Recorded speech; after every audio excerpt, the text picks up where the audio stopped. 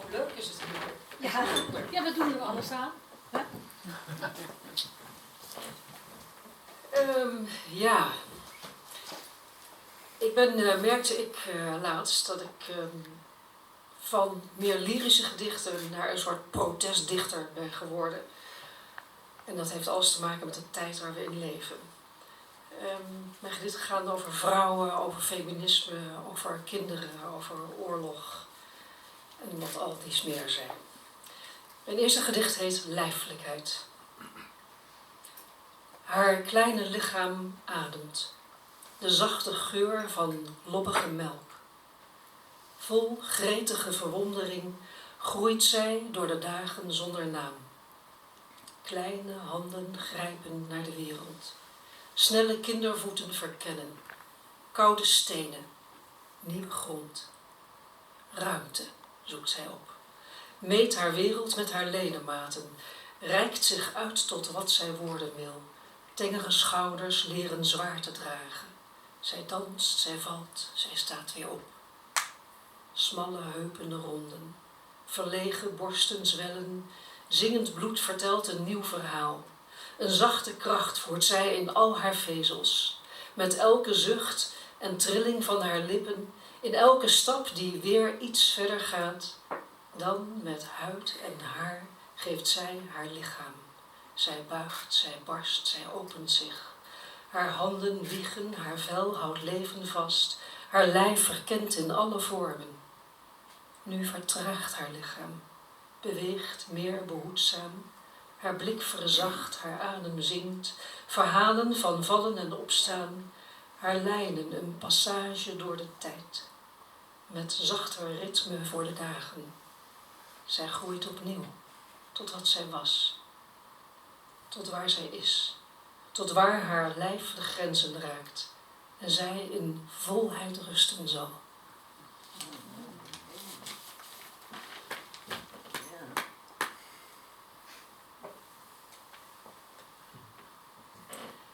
Het volgende gedicht is van een hele andere orde.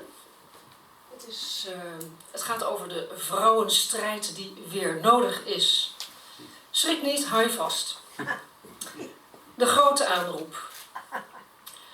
Dit is voor vrouwen die vechten, voor vrouwen die strijden, die weigeren te buigen, die weigeren te lijden. Jij kan niet bepalen, jij kan niet dicteren, je gaat mij niet vertellen hoe ik moet marcheren. Gesterkt, uitgebroken staan wij op de scene. Wij zijn nu de storm, een powerful queen. Jouw stem is een wapen, jij weet wel beter. Ga spreken, ga schreeuwen, laat ze het horen. Feministen zijn terug, de toekomst herboren. Stop. Klaar met de blikken, klaar met de kreten, klaar met de mannen die fluiten als teken. Klaar met het sissen en het geloer, en als je niet omkijkt, dan roepen ze hoeren. Klaar met de huisarts die zegt, ach ja, lastig. Klaar met de baas die jou ziet als onmachtig. Klaar met de keuzes die niet van mij zijn. Klaar met die blik, die kwijlende mond met zijn gore grapjes, het glazen plafond. Klaar met de misogyn en met alle haat. Klaar met die vraag, waarom ben je zo kwaad? Klaar met de keuzes die niet van mij zijn. We breken de muren, we schudden de steiger. Mijn buik is mijn recht. Ik draag of ik weiger. Van lustobject tot vrouwenhaat. Van sexy naar oud, van hot naar te laat. Wij spelen dit teetspel niet langer mee. Ik ben hier, ik ben echt, ik ben vuur, ik heb macht. Mijn lichaam, mijn regels, nooit meer verkracht. Stop. Jij kan niet bepalen, jij kan niet dicteren. Jij gaat mij niet vertellen hoe ik moet marcheren. Gesterkt, losgebroken, staan de vrouwen op de scene. Wij zijn nu de storm, een powerful queen. Jouw stem is een wapen, jij weet wel beter. Ga spreken, ga schreeuwen, laat ze het horen. Feministen zijn terug, de toekomst herboren.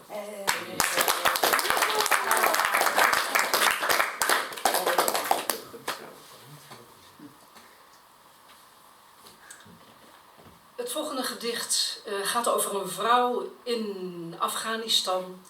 En zoals jullie weten, de vrouwen in Afghanistan hadden zo'n 40 jaar geleden een heel ander leven.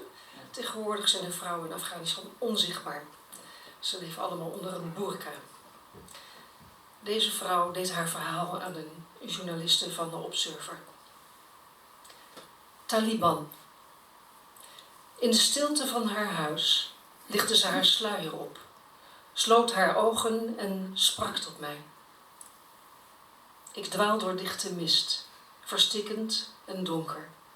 Met open ogen zie ik niets dan eindeloze leegte. Ik rem met echo's van donkere stemmen die mij beknotten. Bevelen die mij onzichtbaar maken. Bedek je gezicht, bedek je lichaam.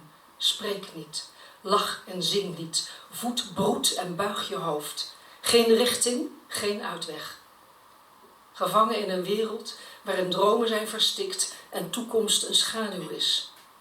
Inanna, Ishtar, Nihil, Ereshkigal, Tiamat, Astarte, Anat, Tanit, Anahita, Zainab, Lubna, Salma, Merit, Tamin, Gul, Pari, Shapna, Roya, Malalai, Serata, Nazira, Shirin, Zara, Mariam, Soraya, Laila, Parveen.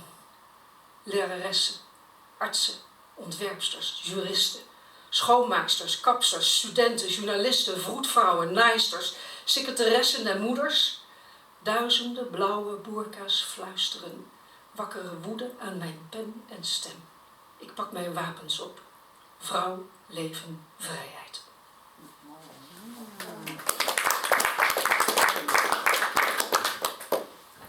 En mijn laatste gedicht heb ik vannacht geschreven. Het is een beetje een experiment om hem voor te lezen. Het is best spannend. Het heet Bismillah. En het gaat over de kinderen in Gaza.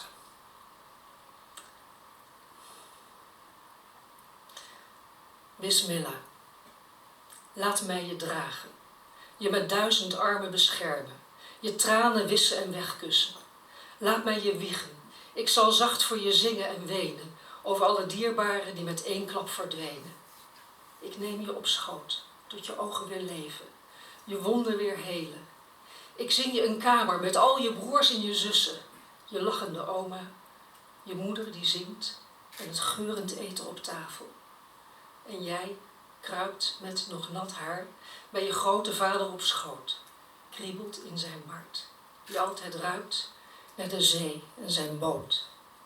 Jij, oorlogskind, ligt plotsklaps verbijsterd in het stof.